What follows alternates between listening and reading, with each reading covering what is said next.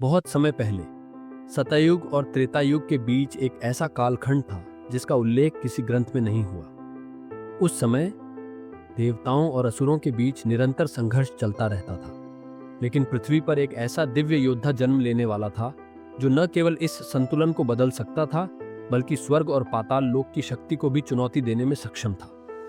इस योद्धा का नाम था विरोचनंद, जो एक ऋषि के तप से उत्पन्न हुआ था। परंतु उसके जन्म के समय ब्रह्मदेव ने घोषणा की कि यदि वह पूर्ण आयु तक जीवित रहा तो वह तीनों लोकों की शक्ति को अपने अधीन कर सकता है। यह सुनकर इंद्र भयभीत हो गए और उन्होंने एक योजना बनाई। विरोचनंद का जन्म एक दुर्लभ खगोलीय संयोग के दौरान हुआ था, जब सप्तर्षियों की ऊर्जा पृथ्वी पर प्रवाहित हो रही थी। उनका जन्म होते ही आकाश में अद्भुत प्रकाश फैल गया और ब्रह्मांड की शक्तियां उनके भविष्य के प्रभाव को भांप गईं। माता सुरभि ने अपने पुत्र को एक तपस्वी की तरह बड़ा किया, उसे वेदों और युद्ध कला का ज्ञान दिया। वह अलौकिक शक्तियों से संपन्न था, किंतु अपने भविष्य से अनभिज्ञ था। विरोचनंद जब 12 वर्ष का हुआ तो उसे स्वप्न में एक रहस्यमयी गुफा दिखाई देने लगी। वहां एक दैवीय आवाज उसे बुलाती थी, जो कहती थी, विरोचनंद, तुम्हारी नियति तुम्हें खोज रही है। आओ, अपने वास्तविक स्वरूप को पहचानो।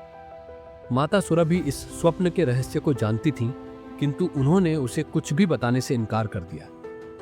जैसे जैसे विरोचनंद बड़ा हुआ, उसकी शक्तियां बढ़ने लगीं। उसने अकेले ही पाताल लोक के कई राक्षसों का वध किया और अपने ज्ञान और पराक्रम से धरती को कई संकटों से बचाया। यह देख इंद्रदेव भयभीत हो गए। उन्होंने महर्षि नारद से पूछा, क्या यह बालक सच में वह योद्धा है जो देवताओं को भी चुनौती देगा?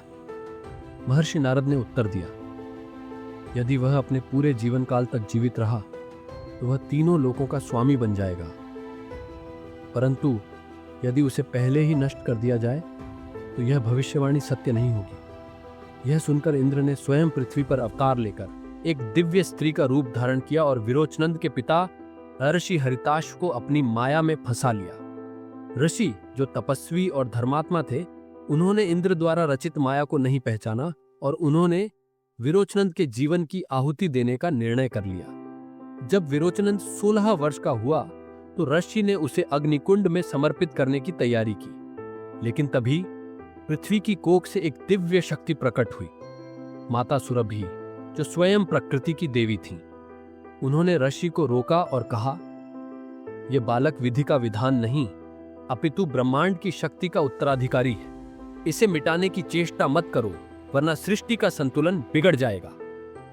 इंद्र इस हस्तक्षेप से क्रोधित हो गए और अपने वास्तविक रूप में आकर माता सुरभि को श्राप दे दिया कि तुम्हारी संतान कभी पूर्ण शक्ति नहीं प्राप्त कर सकेगी और सदा एक अभिशप्त योद्धा के रूप में जानी जाएगी। माता सुरभि ने उत्तर दिया, इंद्र, मेरी शक्ति भले ही सीमित हो जाए, परंतु मेरा पुत्र भविष्य में वह योद्धा बनेगा जो देवताओं के अधर्म के विरुद्ध खड़ा होगा। इसी दौरान एक रहस्यमयी तपस्वी ने विरोचनंद को अपने आश्रम में बुलाया। यह कोई और नहीं बल्कि स्वयं भगवान शिव का अवतार महायोगी विभांडक थे।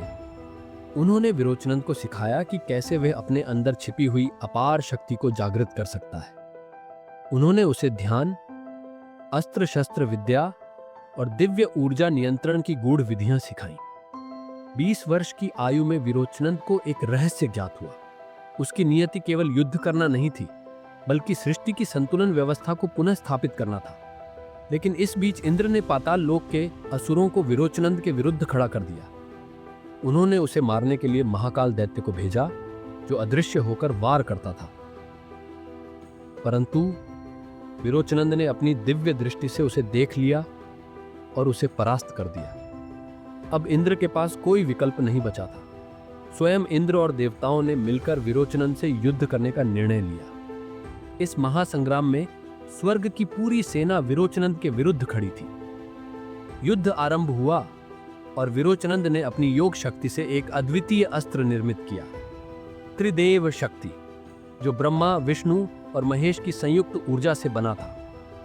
इस अस्त्र के प्रहार से इंद्र की सेना नष्ट हो गई और इंद्र स्वयं घुटनों पर गिर पड़े।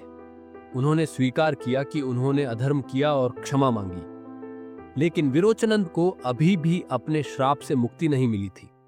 उसे जन्म जन्मांतर तक पुनर्जन्म लेकर अपनी शक्ति को पुनः प्राप्त करना था।